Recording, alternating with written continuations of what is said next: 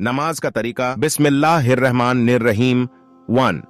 नमाज की शर्तें। नमाज की कुछ शर्तें हैं जिनका पूरा किए बिना नमाज नहीं हो सकती या सही नहीं मानी जा सकती। कुछ शर्तों का नमाज के लिए होना जरूरी है तो कुछ शर्तों का नमाज के लिए पूरा किया जाना जरूरी है।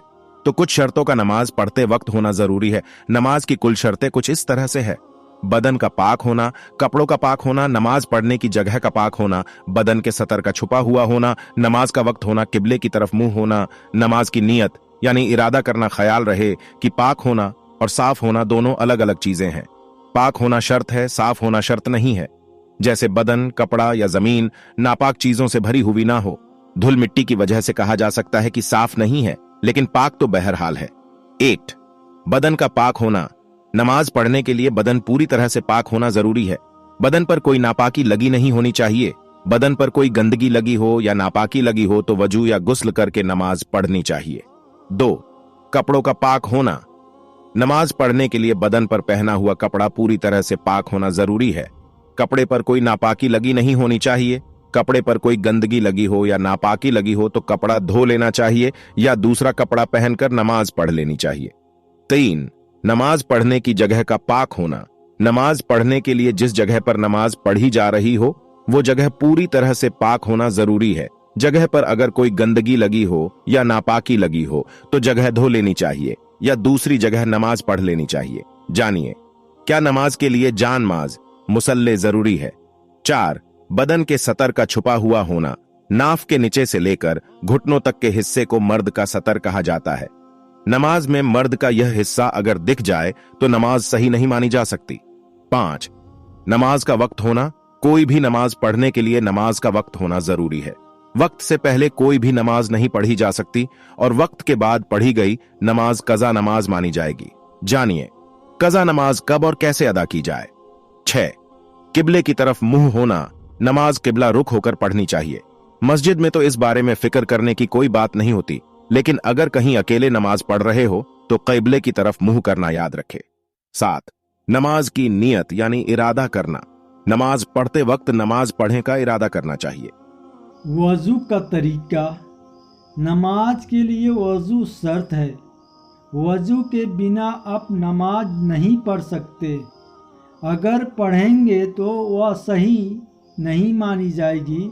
वज़ू का तरीका यह है कि आप नमाज के लिए वज़ू का इरादा करें और वज़ू शुरू करने से पहले बिस्मिल्लाह कहें और इस तरह से वज़ू करें। कलाइयों तक हाथ धोए, कुल्ली करे, नाक में पानी चढ़ाए, चेहरा धोए, दाढ़ी खिलाल करे, दोनों हाथ कोहनियों तक धोए, एक बार सर का और कानों का मसा करे। मसा का तरीका यह है कि आप अपने हाथों को गीला करके एक बार सर और दोनों कानों पर फेर ले। कानों को अंदर बाहर से अच्छी तरह साफ करें। दोनों पांव टखनों तक धोए। यह वज़ू का तरीका है। इस तरीके से वज़ू करते वक्त हर हिस्सा कम से कम एक बार या ज़्यादा से ज़्यादा 3 बार धोया जा सकता है, लेकिन मसा सिर्फ एक ही बार करना है। इससे ज़्यादा बार किसी अज़ा को धोने की इजाज़त नहीं है, क्योंकि वह पानी की बर्बादी मानी जाएगी और पानी की बर्बादी करने से अल्लाह के रसूल ने मना किया है। गुस्ल का तरीका। अगर आपने अपनी बीवी से सोहबत की है या फिर रात में आपको हतलाम हुआ है या अपने लंबे अरसे से नहाया नहीं है तो आपको गुस्ल करना ज़रूरी है। ऐसी हालात में गुस्ल के बिना वज़ू नहीं किया जा सकता। गुस्ल का तरीका कुछ इस तरह है: दोनों हाथ कोहनियों तक धो लीजिए, शर्मगाह पर पानी डालकर धो लीजिए। ठीक उसी तरह सारी चीज़ कीजिए जैसे वज़ू में करते हैं।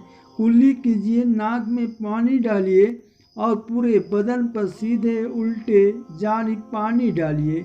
सर धो लीजिए, हाथ पाँव धो लीजिए। यह गुस्ल का तरीका है। याद रहे, ठीक वज़ू की तरह गुस्ल में भी बदन के किसी भी हिस्से को ज़्यादा से ज़्यादा 3 ही बार धोया जा सकता है, क्योंकि पानी का ज़रूरत से ज़्यादा इस्तेमाल इस्लाम में गैर पसंदीदा अमल माना गया है। नियत का तरीका। नमाज की नियत का तरीका यह है कि बस दिल में नमाज पढ़ने का इरादा करें। आपका इरादा ही नमाज की नियत है। इस इरादे को खास किसी अल्फाज से बयान करना, ज़बान से पढ़ना ज़रूरी नहीं।